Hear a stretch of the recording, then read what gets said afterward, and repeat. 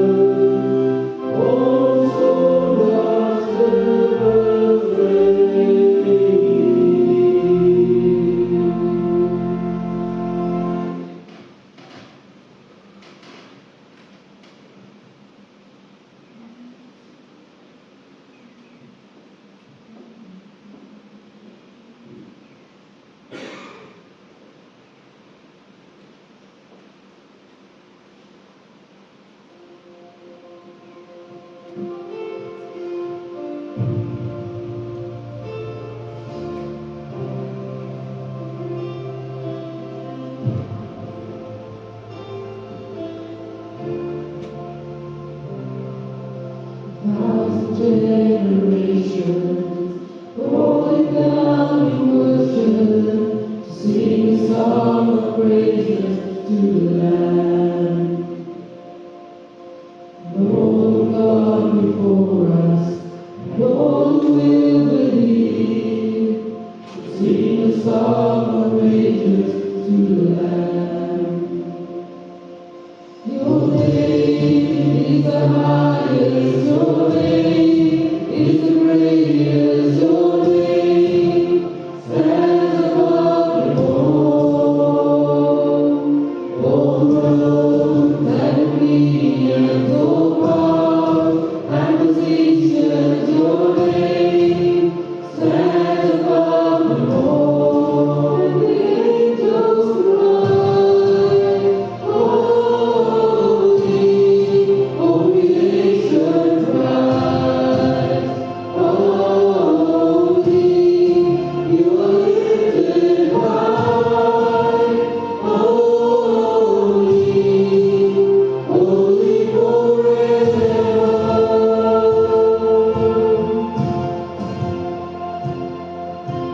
If you keep forgiven, and if you be redeemed, sing a song forever to the Lamb. If you walk in freedom, and if you bear His name, sing a song forever to the Lamb. Sing a song forever and amen, and the angels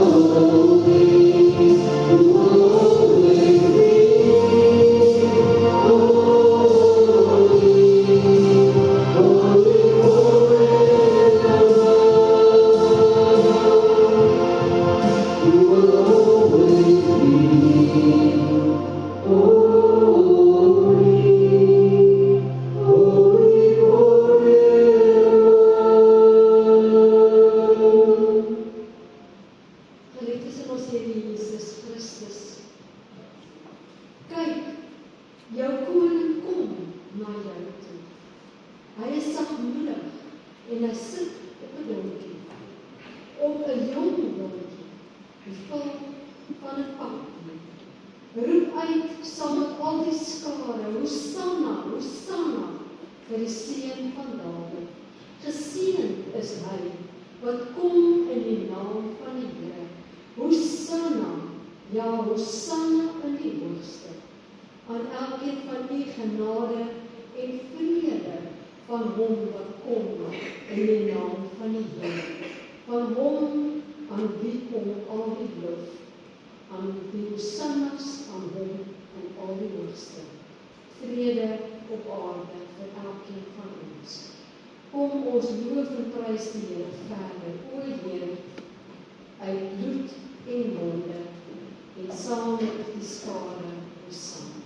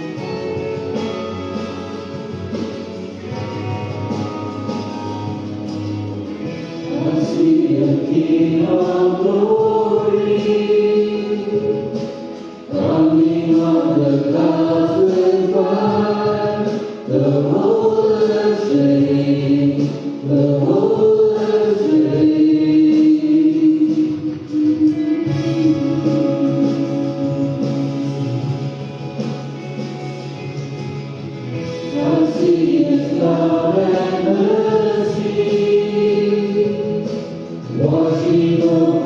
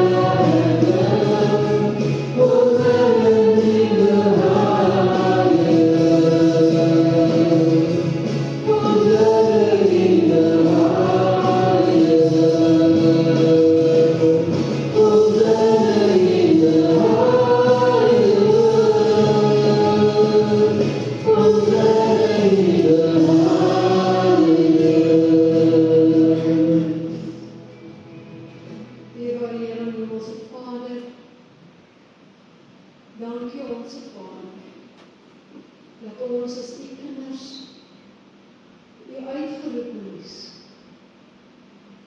die gekose kinders Here vanoggend, hier saam in u heilige teenwoordigheid kan wees. Dankie dat ons saam by mekaar kan wees, Here.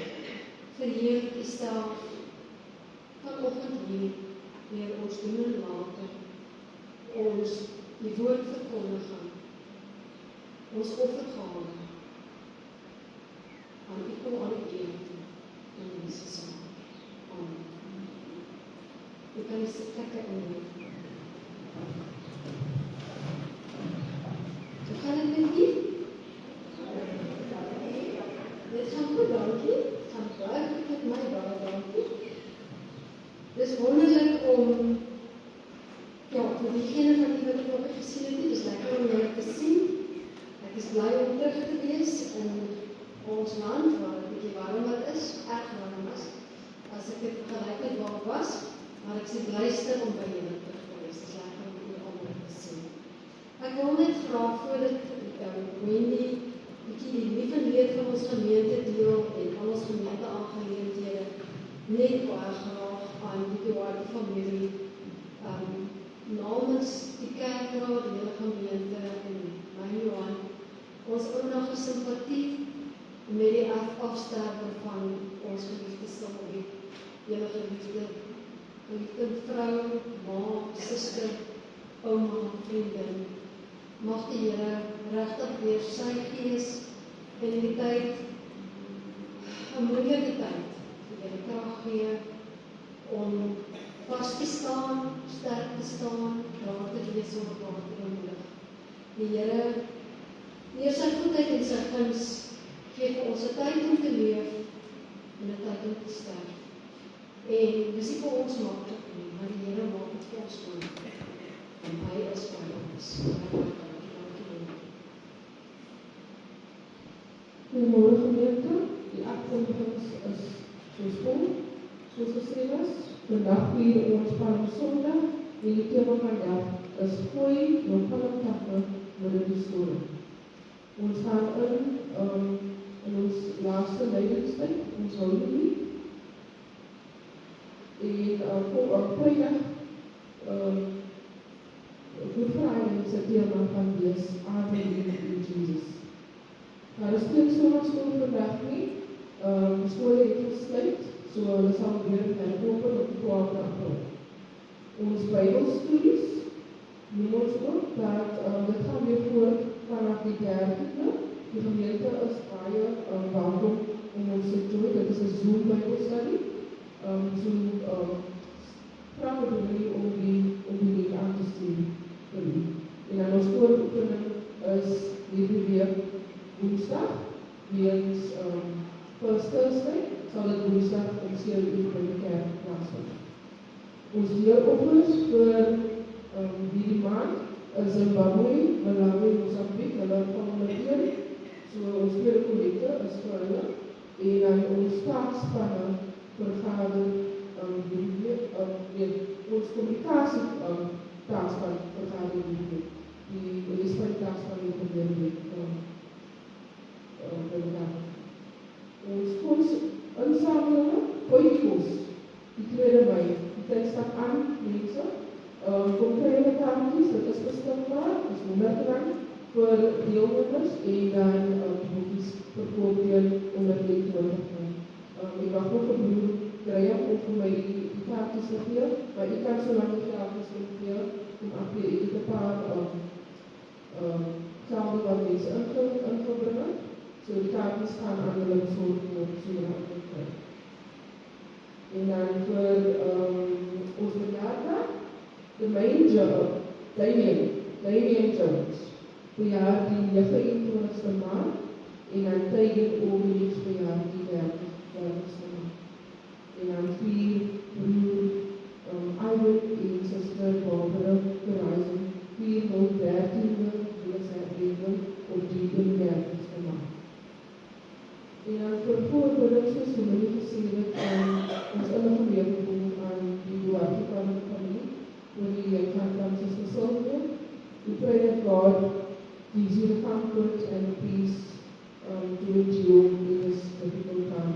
En dan ook vir Zariano, sy operasie moes plaasgevind het al, maar weens 'n hoë koers kon hulle toe nie die operasie doen nie. Asseblief gemeente, hou vir haar ook in gebede, dat Here net sal deurdra en dat voor sal afkom, sodat hulle die operasie kan doen. En dan wil doen net iets verder op die antwoord actie. Ek wil net baie graag namens ons hele gemeente, die kerkraad en spesifiek my en Johan, baie dankie sê vir broer Michael wat uitgehelp het. Hy het spesifiek ook die sondagskool in die tyd waargeneem en ook vir die eredienste baie dankie broer Michael. Dankie dat jy so vertrou jou dienswerk lewe. Hy Efesiërs 4 sê dat ons mekaar oprig en leer sodat ons dienswerk doen in die gemeente en broer Michael is gehoorsaam in hierdie opdrag van die Here. Dankie daarvoor. Ook ons kerkraad vir julle hulp en bystand, alles wat julle gedoen het, baie dankie ook aan julle en dat julle gehoorsaam is in die Here. Ons aanbiddingsspan wat ook spesifiek soveel moeite gedoen het, hulle doen nog hulle hou aan en hulle werk hard, as ek van die leidings dankie sê. En dan graag wil ek vir die Nadel in sy afwesigheid dankie sê. Ek en hy gaan 'n lekker koppie koffie drink en dan gaan ek vir hom vertel van al julle mooi komplimente en liefde wat julle vir hom het en dat julle hom baie waardeer. So ook in sy afwesigheid baie dankie dat hy in hierdie tyd hierdie gemeente kom aflos het en vir u bedien met die woord en ook waar daar begrafnisse en mense was wat siekte gehad het, hy daar opgestaan het. Baie dankie aan u. Broers en susters, ons gaan stil word voor die Here voordat ons sy woord indien en ek wil vir 'n paar oomblikke gee om net eers rustig te raak by die Here. Geef jy so 'n paar oomblikke en dan gaan ons in die voorbespreek.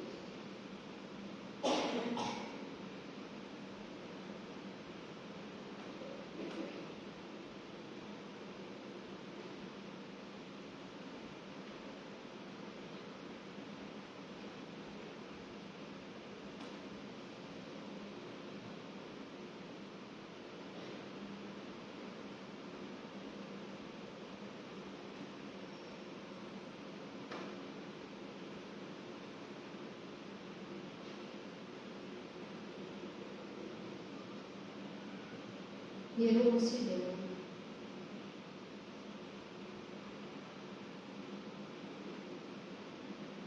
aan u alleen om al die lof. Dit is u alleen wat toegesing kan word met ons stemme dat u die koning van die konings is. Dis aan u alleen wat ons kan sê, Hosanna aan die Seun die Allerhoogste. Dis u alleen wat ons kan noem, die Seun van God, Immanuel, God met ons. Dis u alleen wat ons wil erken en voor wie ons wil buig. U, God die enige, Vader, Seun en Heilige Gees. Aan u alleen, Here, wil ons lof betuig oor wat u geskep het, want u is die skepper God. Wanneer ons saamkom, Here, en ons geloof bely voor u, dan sê ons glo in God die Vader, die Almagtige, die skepper van die hemel en die aarde. Ons glo in u, God die enige, Vader, Seun en Heilige Gees. En in geloof in u, Here, buig ons vanoggend saam met al die skare wat daardie oggend gebuig het, toe u Jerusalem op 'n donkie ingegaan het. Here Jesus, U het geweet waarvoor U inlaat. Min het verstaan waarvoor U inlaat, maar U het geweet. U het soveel keer vir die disippels gesê, vir die moeder Maria gesê, die tyd het nog nie gekom nie. U het tussen die fariseërs, die skrifgeleerdes deurgeloop, omdat die tyd nog nie gekom het. Maar toe U Jerusalem op 'n donkie ingegaan het, het U geweet dat die tyd gekom het. En vanoggend in ons nederigheid voor U, Here,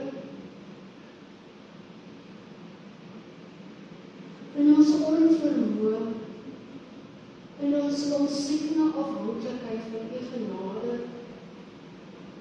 in ons beperktheid, Here, kyk ons op na U en bring ons terug aan hierdie dag, Palm Sondag, toe U in Jerusalem op 'n donkie ingegaan het. En ons wil vra, Here, hier waar ons as die kinders by mekaar sit, Here, ons is net mens, Here, en ons eie menslikheid het baie keer, U weet beter as ons, Here, die vermoë om ons onvermoë bokant U te wil stel. Help ons om vanoggend met U oë na onsself te kyk en te onderskei waar ons tussen die skare staan, Here, wanneer ons na U woord luister. Help ons om te sien wat U wil hê ons moet sien. Help ons om U liefde te sien as U in liefde met ons omgaan. Die barmhartigheid en U genade dat ons dit raak sal sien en daarop gefokus in ons binnekant sal infokus en sal sien wat U vir ons wil was. Openbaar U woord aan ons, Here. Want ons het nodig om U stem te hoor, elkeen van ons vanoggend. Ons het nodig om U stem te hoor, nie mense, Here. Daarom wil ons vra, Here, wil uitvra, wat ook vanoggend hier wil staan, om U stem te hoor, Here, dat U ons onbewus sal maak van die mens en die menslikheid van die mens wat U gebruik as instrument. En dat ons bewus sal raak van U, ons lewende koning, ons meester, vir wie ons baie lief is. Dankie dat U self verlede het, sodat ons saam met U verhoog kan word en saam met U heerskoppy kan voer. Wees ons dat U ons soveel genade ontwil. Ons besef is genade, Here, en ons is so dankbaar daarvoor. Verheerlik U self, nou en in Jesus naam. Amen.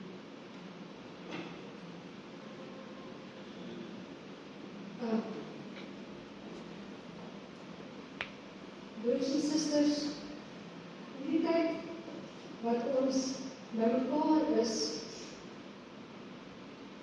'n tyd wat ons eintlik in donkerte inbeweeg.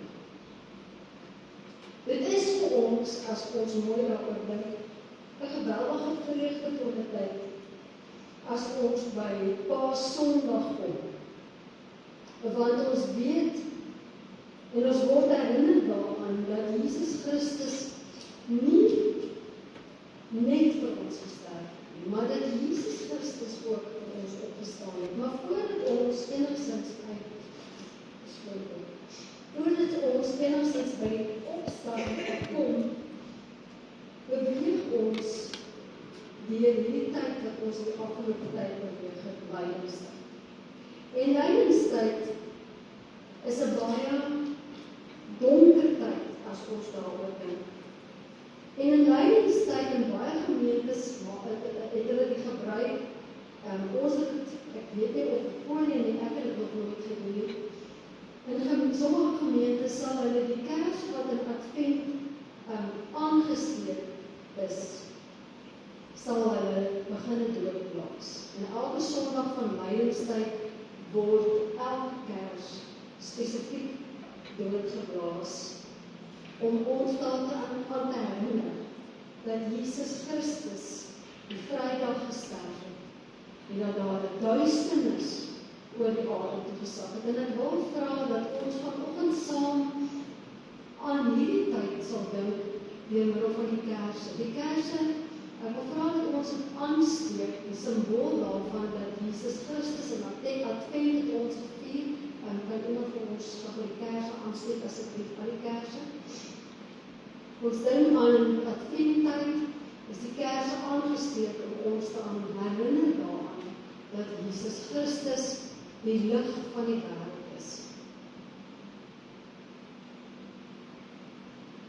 Dat hy die hoop is, geloof is, die liefde is, die vrede is, die vreugde is, en dat hy dit vir ons bring.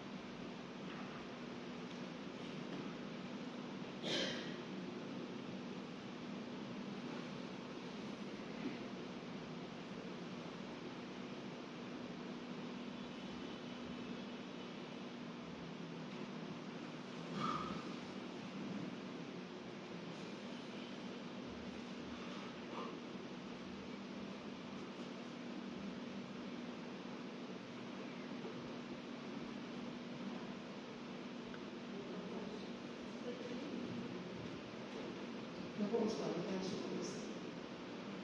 Sien, die kers is baie mensbillig geworden, nie bekommer nie. Hy brand, maar hy is klein.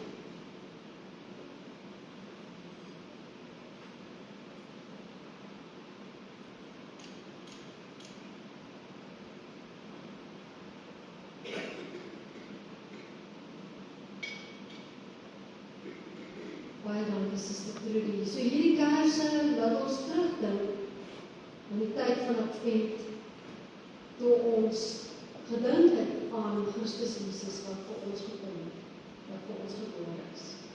Maar wanneer ons die kerse uitdoop, dink ons aan hierdie tyd, die 7 weke voor Christus Jesus se kruisiging.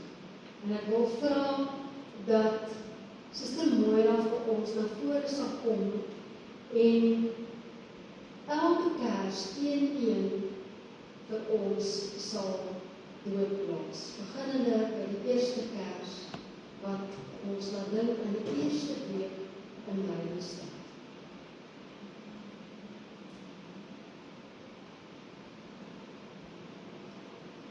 In die tweede week in lydingstyd. In die derde week in lydingstyd. In die vierde week. Die vijfde week. En die 6de week. En die 7de week, ons gaan daai kers nie doodblaas nie, is die week wat ons dan terugdink aan Jesus Christus en Vrydag, wanneer ons Goeie Vrydag, by Goeie Vrydag, ons noem het Goeie Vrydag, wanneer ons sy kruisiging daaroor nadink, gaan ons dan ook aan die einde van die diens die kers wat ons altyd aansteek om ons te herinner daaraan dat Christus Jesus die lig van die wêreld is, uitdoen. En hierdie simboliek daarvan help ons in die tyd En dis waaroor ons vanoggend gaan gesels, om na te dink oor ons eie lewe, die rede waarom Jesus gekom het. As ons dink aan die eerste Adam en Eva, toe hy in die wêreld gekom het, het God hom aangestel, het vir Eva aangestel, en toe vertel die slang vir hulle, en die slang verlei hulle. En ons sal nou gesels oor wat het veroorsaak het, dat hulle gereageer het op daai versoeking van die slang. Hoekom hulle uiteindelik besluit het, hulle gaan hierdie uitnodiging aanneem wat die slang vir hulle gerig het. En dit help ons in hierdie tyd om na te dink oor die rede waarom Jesus as die tweede Adam volgens Hebreërs gekom het. Hy het gekom om vir ons sondes te staan. Want daar was niemand in niemand se offer wat goed genoeg was om ons te red. En daarom is dit goed om in hierdie lydingstyd, wanneer die kers so uitgedoop word, en ons in hierdie donkerte inbeweeg, ook self na te dink aan die dinge in ons lewe wat donkerte is, en wat dalk veroorsaak dat ons nie vorentoe kan beweeg nie, dat ons geestelik nie kan groei nie, dat ons nie oorwinning kan behaal, dat ons nie 'n lewe van oorvloed beleef.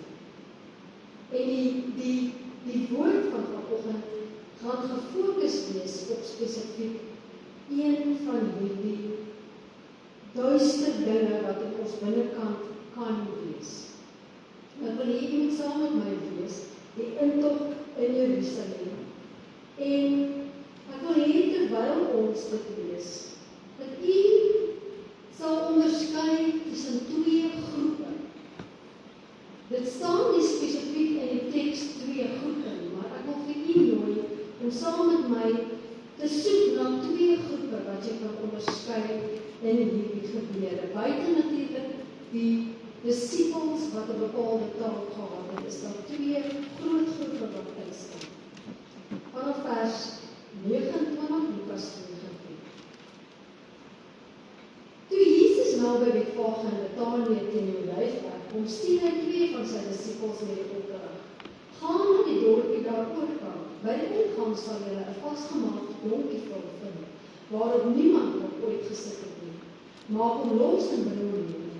As iemand julle vra, waarom maak julle hom los, moet julle so antwoord: die Here het hom nodig. Die twee wat gestuur is, het daarin gegaan en aangetref, net soos hy vir hulle gesê het. Toe hy die donkie losmaak, vra sy eienaars vir hulle: waarom maak julle die donkie los? Hulle het geantwoord: die Here het hom nodig. Hulle het die donkie na Jesus genoem.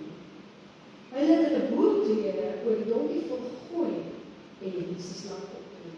Soos wat hy ry, het hulle boomklere op die pad voor hom ook gesprei. Ander tekste, as hy in Jerusalem kom praat oor die palmtakke daar in die noord van Sondag.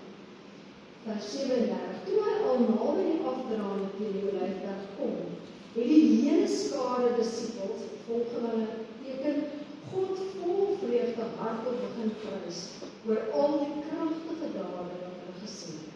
Hulle het uitgeroep: geseënd is die koning, hy wat kom in die naam van die Here, vrede in die hemel en heerlikheid in die hoogste.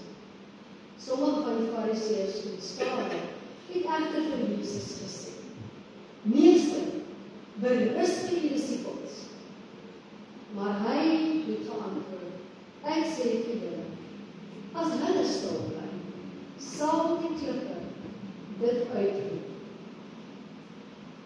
En dan praat hy vanaf vers 42 tot en met vers 44 oor Jerusalem en die profesie dat Jerusalem nie meer sal bestaan soos wat dit bestaan het nie, dat die tempel gaan val. En ons gaan nie daar gedeelte spesifiek na fokus.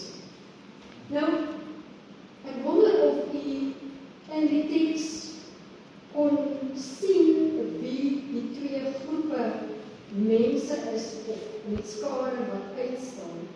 Nou, ek gaan nou nie vir julle vra of julle op die spot plaas om vir my te sê nie, en maar die partij julle almal het klaar reeds gesien wie die twee groepe is.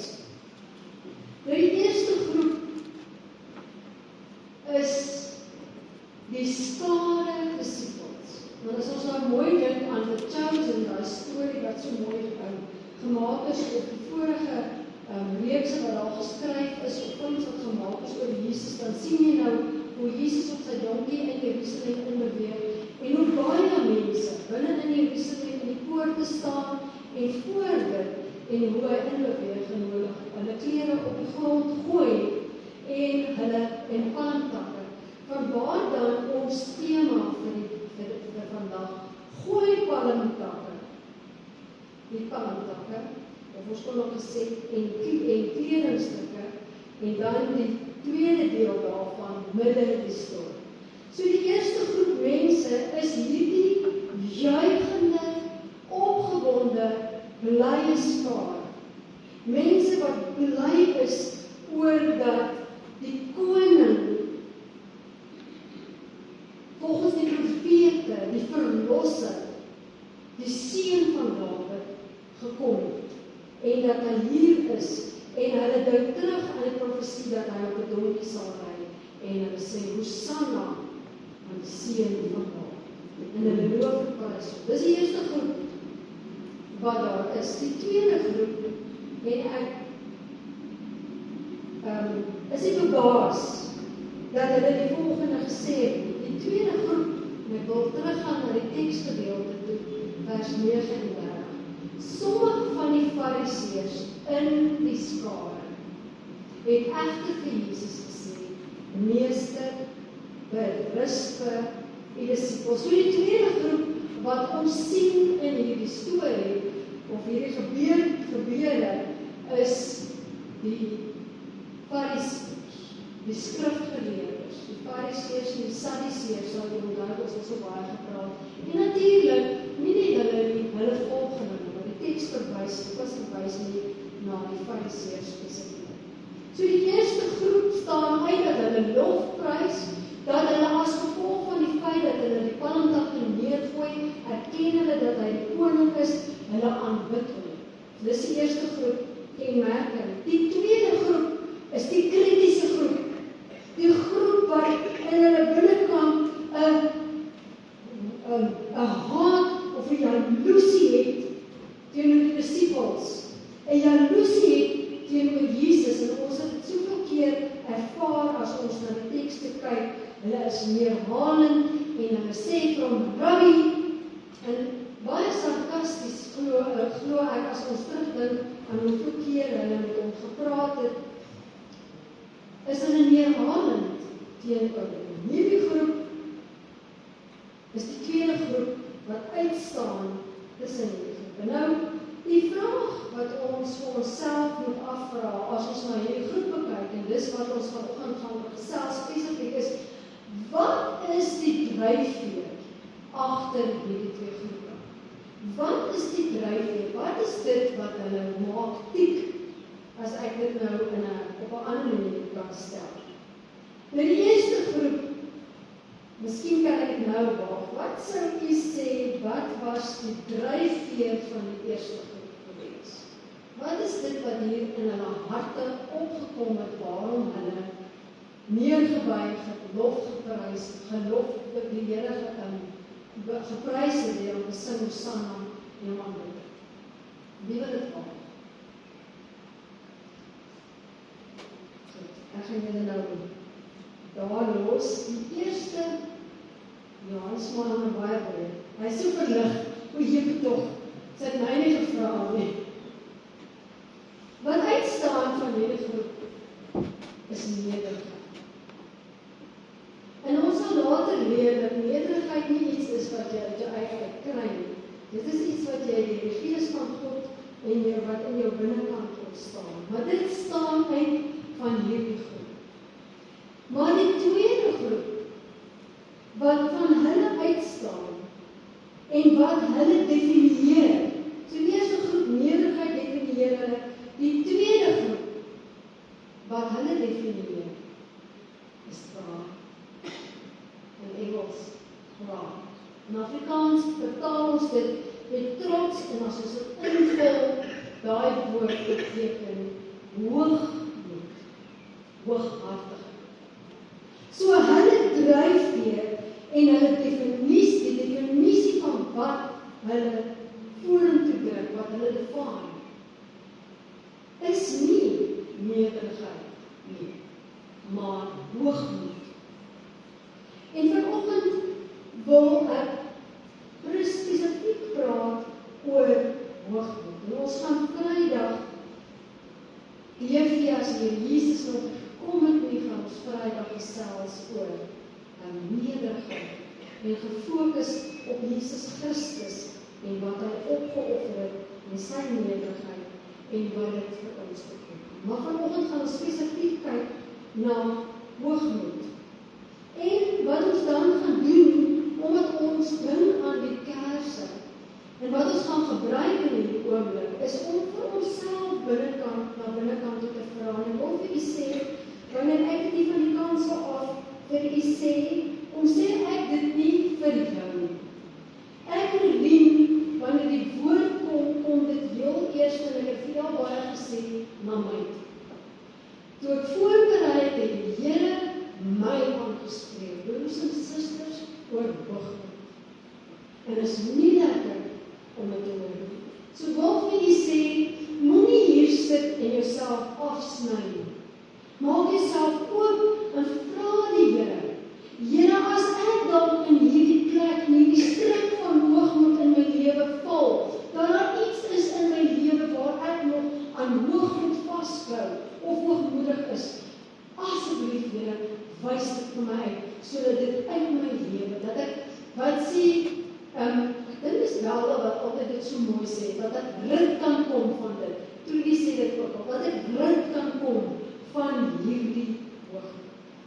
Want dit is nodig vir ons geestelike groei. Ons is toch in die Here se koninkryk en deel van sy koninkryk en sy kinders, want ons wil groei, ons wil meer weet van Jesus. Ons wil toeneem in ons kennis van hom, sodat ons meer en meer deel kan hê in die ewige lewe, die lewe in hom kan verstaan.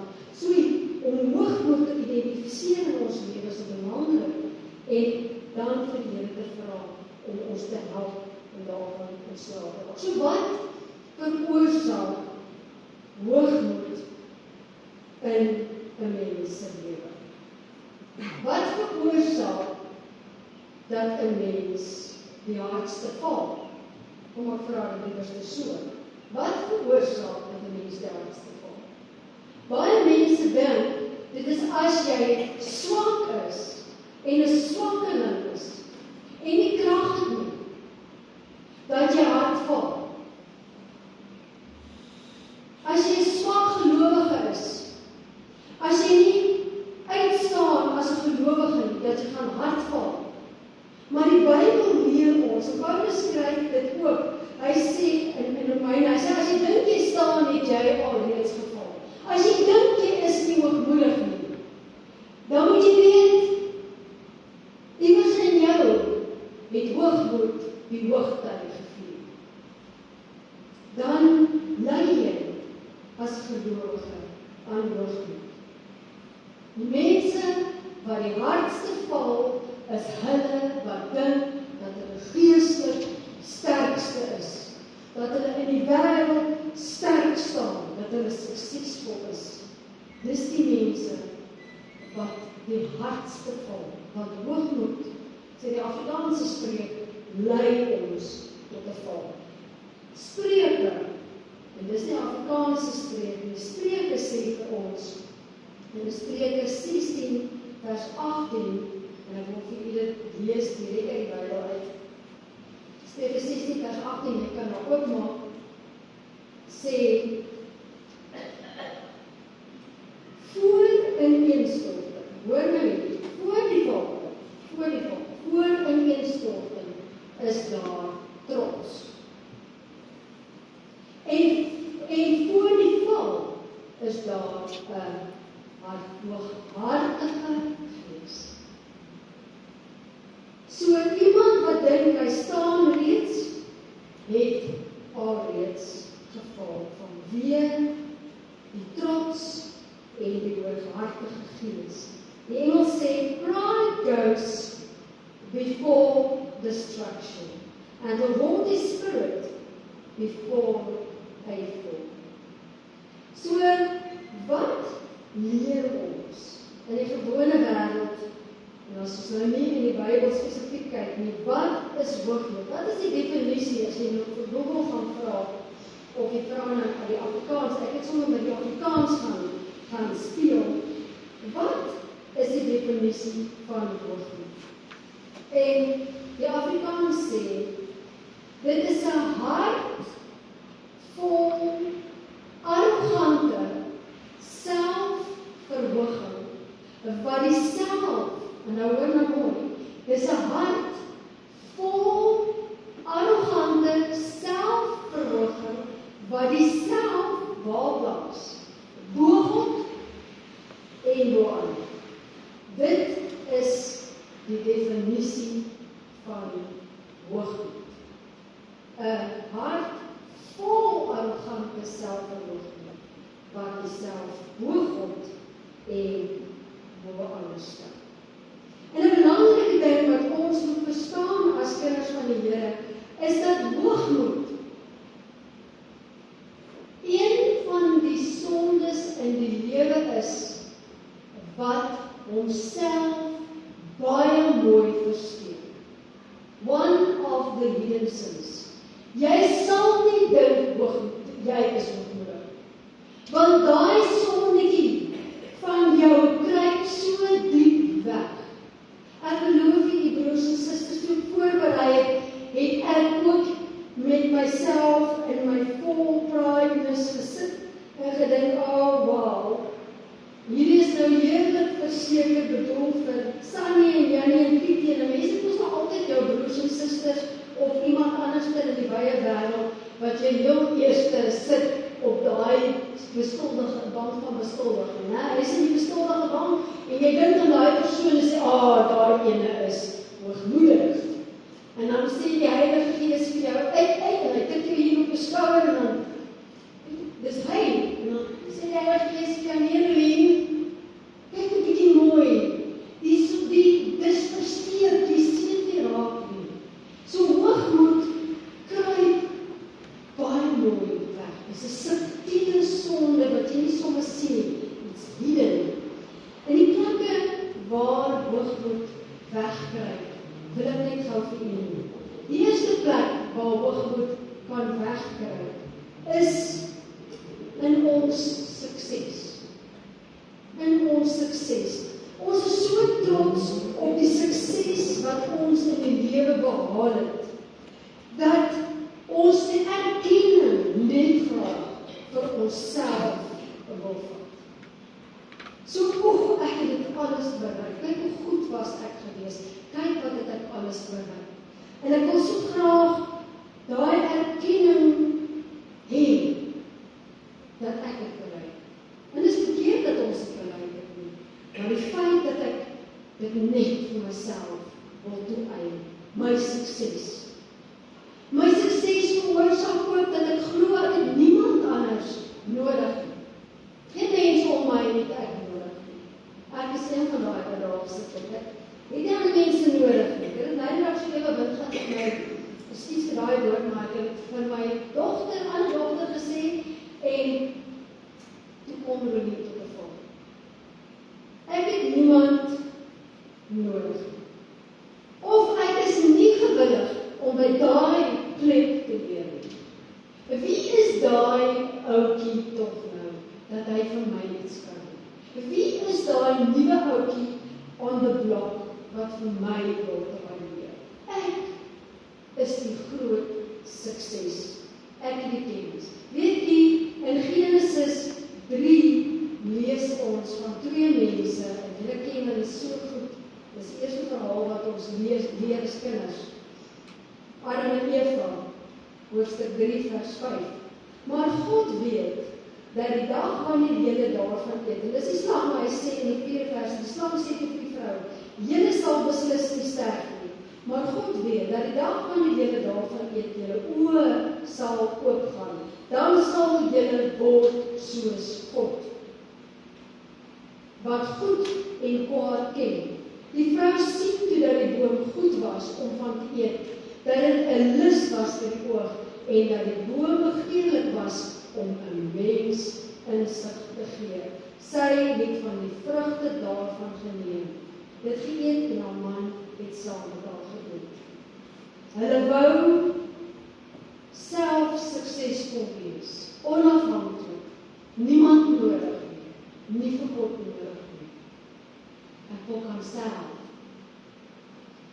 Daai hoogmoed kruip diep weg agter ons sukses. Die volgende plek waar ons hoogmoed kan wegkruip, dat hidden sin, is in ons godsdiens. En dit is ding wat ons graag nie wil doen. Kyk, 'n mens kan maklik sê, ek het nog nie my sukses het nie my hoogmoed, ek het geen hoogmoed, daar is nie, my hoogmoed trek daar weg. Maar dan kom ons by godsdienst. En dit is baie interessant, Lukas 18 lees ons die volgende, en ek wil graag hê, jy moet saam met my lees, en hoor wat gebeur hierso. Lukas 18 vers 10 tot 12.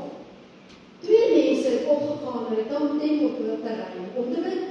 Die een was 'n Fariseer, 'n groot godsdienstige, en die ander 'n tollenaar. Die Fariseer het gaan staan en so oor homself gebid: God, ek dank U dat ek nie soos ander mense is nie, wat roof, onreg doen en egbreek pleeg nie. En dank U dat ek ook nie is soos hierdie tollenaar. Ek is 'n beter gelowige as my broer of my suster. Dank U dat ek nie soos daai ene is. Dat ek dit reg kry om te oorwin en sy nie.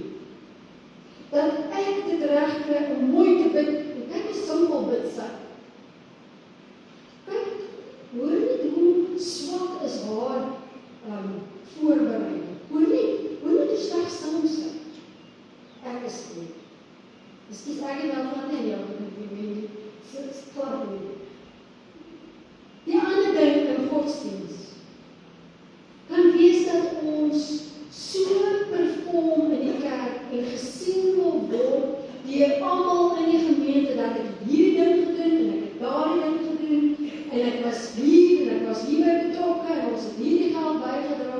Broers en susters, ek was eendag in 'n gemeente, dis op die platteland en ek wil glad nie name noem nie.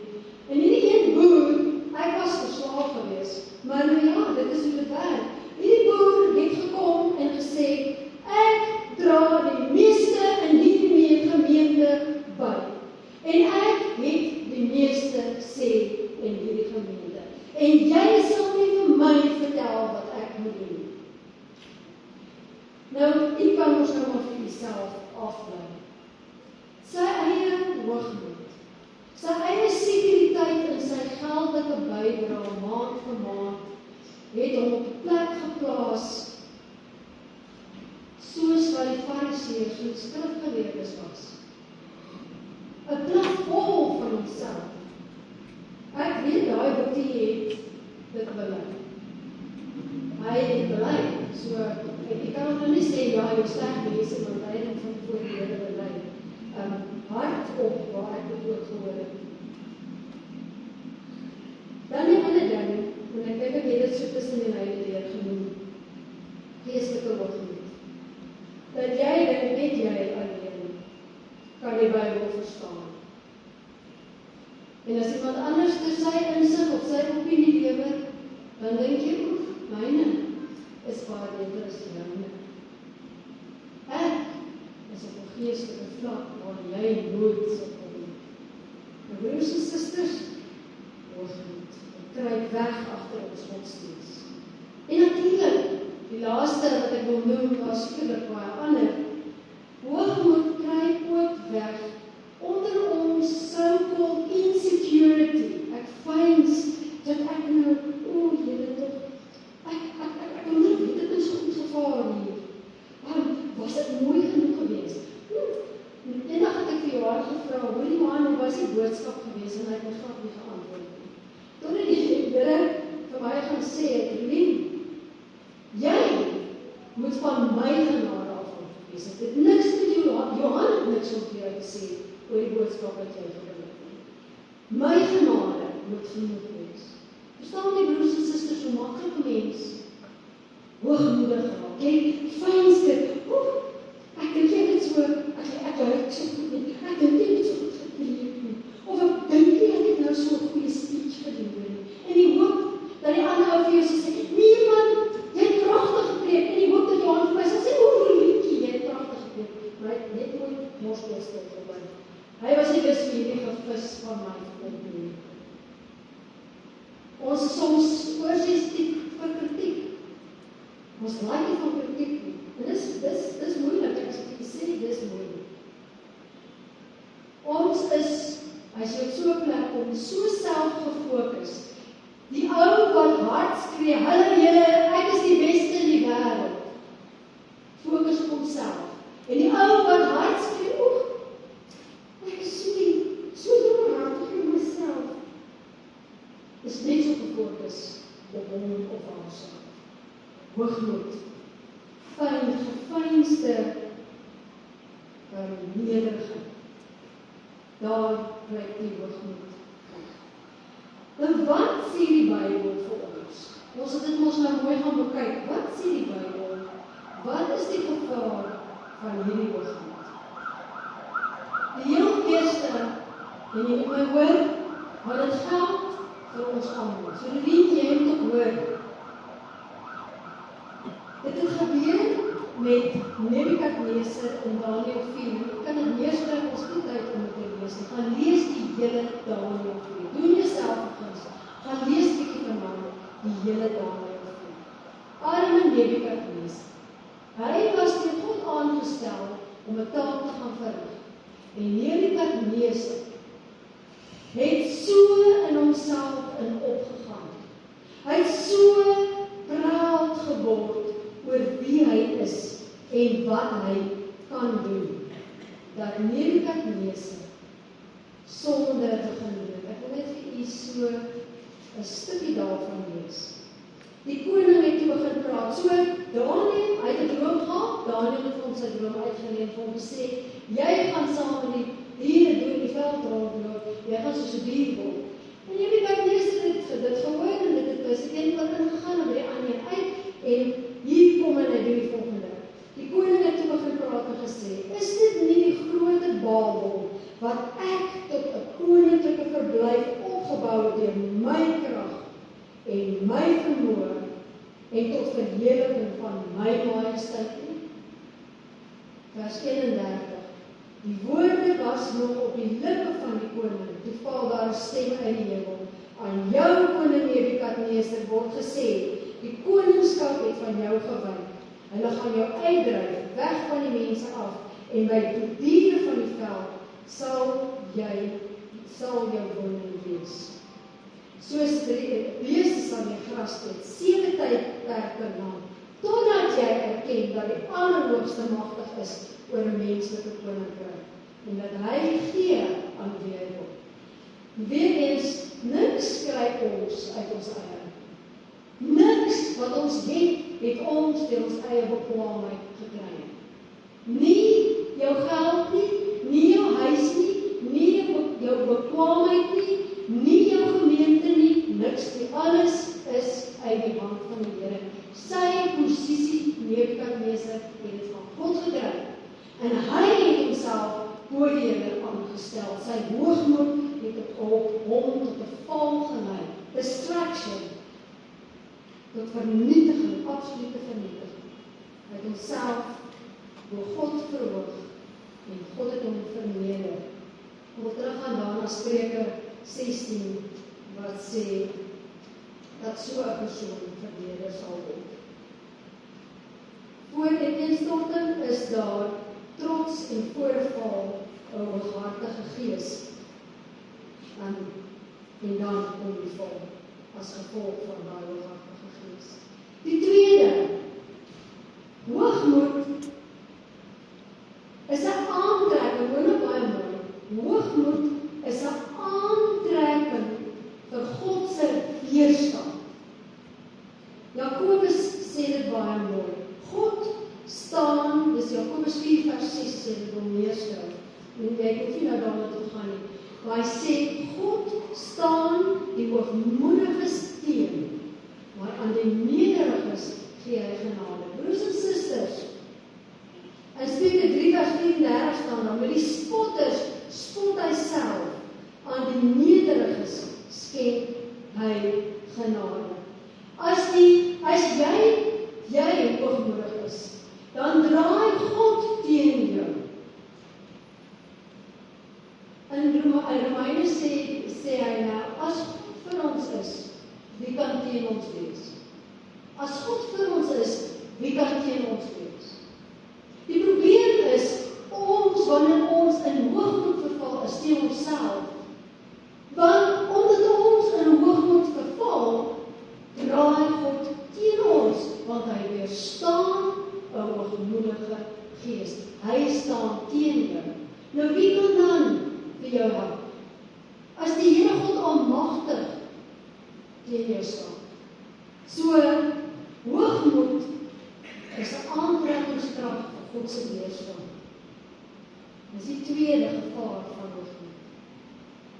Ons lees ook in Matteus 23 vers 12 en Petrus word dieselfde vers aangehaal. Wie homself verhef, sal verneder word. En Jesus praat hier van die Fariseërs en skrifgeleerdes wat op die straat toe staan en gesien wil word deur mense, en dan sê hy, wie homself verhef, sal verneder word. Jy sal tot 'n val kom. Die derde, hoogmoed veroorsaak dat daar 'n verwydering kom. Broers en susters, hoor dit. Hoogmoed veroorsaak dat daar 'n verwydering tussen jou tot kom. Wanneer ons van die Here afvallig raak, weet jy wat is dit wat met my eintlik gebeur? As ek van die Here afvallig raak, ek is hoogmoedig. Ek is hoogmoedig, want ek dink ek het God nie nodig nie. Ek kom self reg. My geld koop vir my alles wat ek nodig het. My posisie wen vir my mense se stemme. My vriendekring doen dit vir my.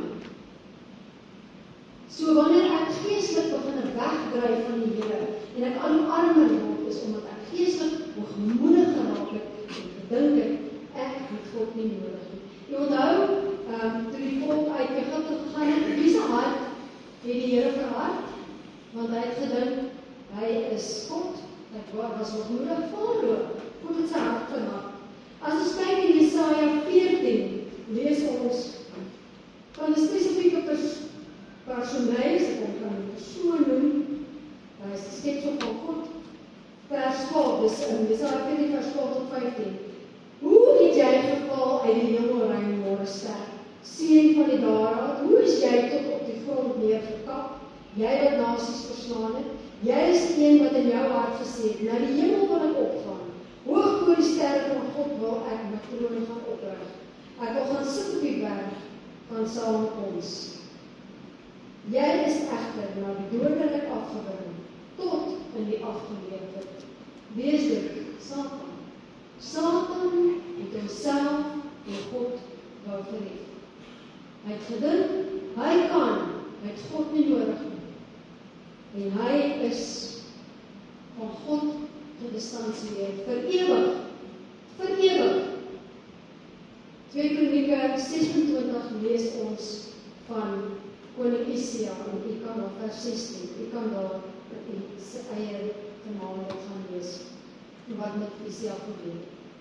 So die vraag is, as ons lees van al hierdie gevare as gelowiges, en ek wil graag klaarmaak, hoe deel ek dan met hoogmoed? Wat doen ek? Hoe deel ek met hoogmoed? En as jy niks anders meer geskryf het, skryf hierdie weer.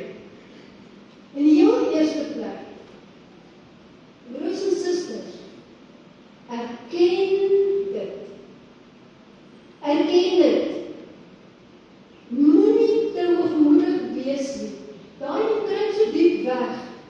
Vra die Here om jou te help, soek tot jy hom gevind het in jou lewe en erken dit teenoor die Here. Erken dit teenoor jouself. Ja, erken dit teenoor jou skyn die lig op daai duisternis van daai hoogmoed. Die tweede, en ons almal weet, bly afhanklik van God. Moenie op 'n plek kom waar jy dink, ek het God nie nodig nie.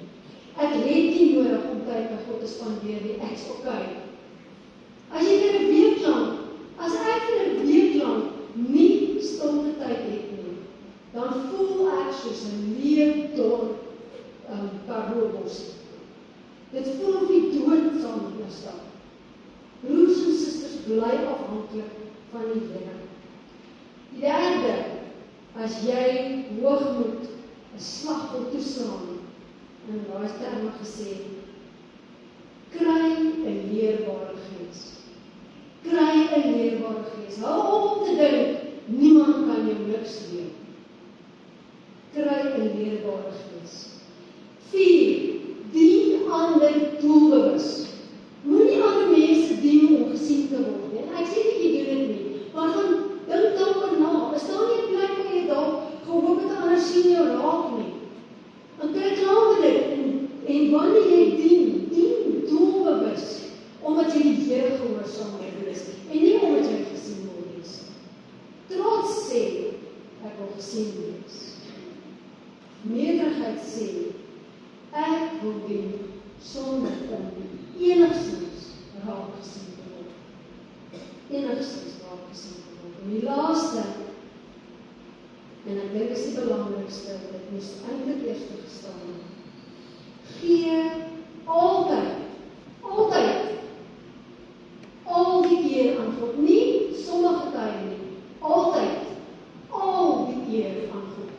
Geen eer, broers en susters, kom my toe. Geen eer nie, wie en wat is ek, dat ek die eer vir myself kan wil kry. Daarom het die Here my so aangespreek, toe ek vir Johan vra, moet ek preek.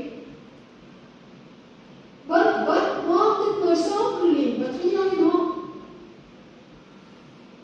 Jy sê, jy kan heilig om die Here aan die Here, maar ai toch. So, die Here praat die mens baie sterk aan. Hy wys jou, waar jou plekke is, waar jy besig is, om hom mee te doen. Gee altyd vir God, in alles wat jy doen. By jou werksplek, by jou huis, op die straat, waar jy sosiaal verkeer, gee aan God. Hy het dit gedoen, dit was nie ek. Net 2 slotopmerkings. Hoogmoed sal jou vinniger tot 'n val bring as enigiets anders in die hele lewe. Maar nederigheid sal jou verder neem as wat jy ooit kon droom of wens. Die Fariseërs en die skrifgeleerdes en hul volgelinge se hoogmoed, broers en susters, het gelei tot Jesus Christus se kruisiging.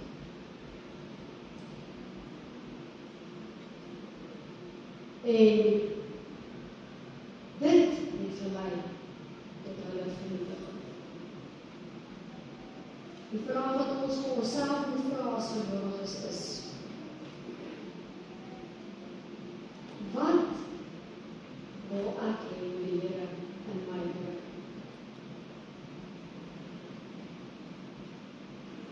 Of wil ek liefers vir alles self doen? Amen. Ek gee vir jou 'n oomblik van stil gebed voordat ons oor die Vader gaan.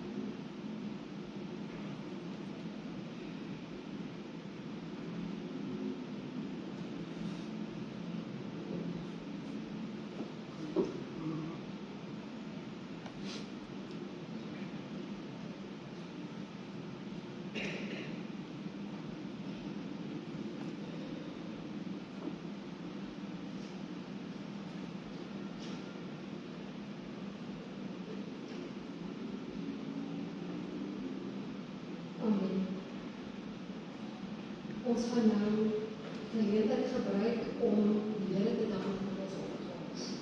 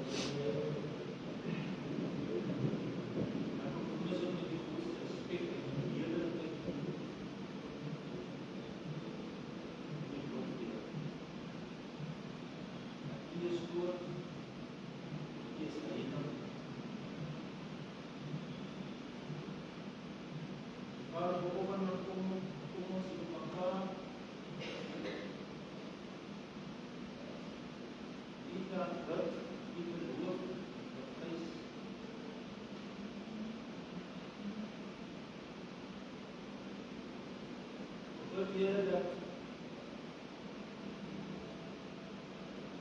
U vir ons sal as gemeente leer sal leer veral in die tyd wat ons nodig is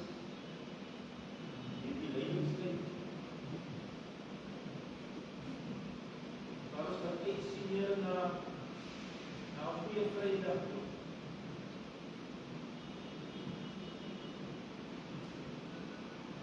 Goeie Vrydag wat vir ons iedereen sal dan die Christus leer dat U opgestaan in die dood opgestaan is na die dood.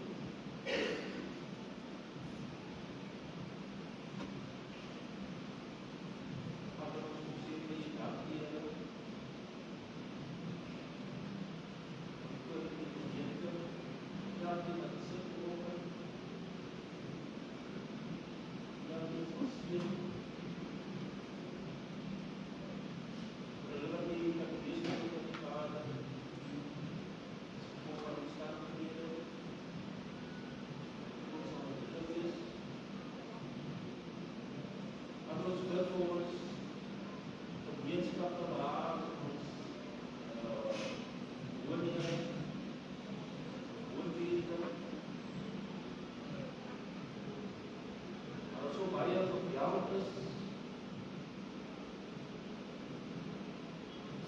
kira yang saat mana lagi dan kalau distraikan ke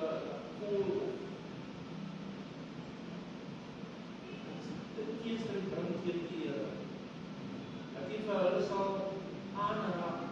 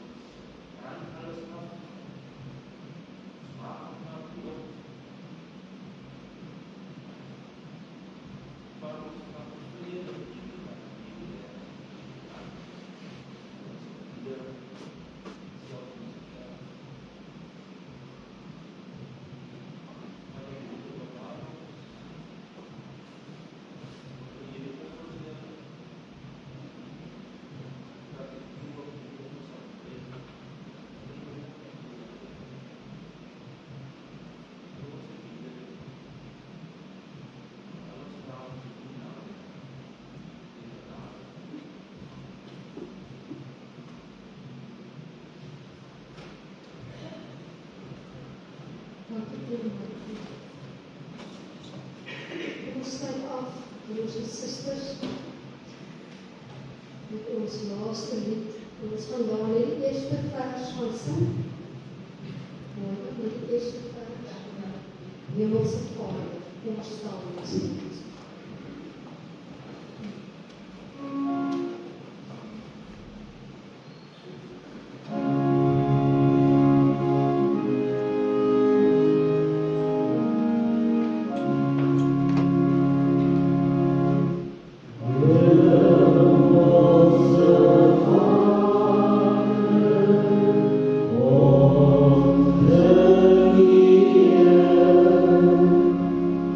He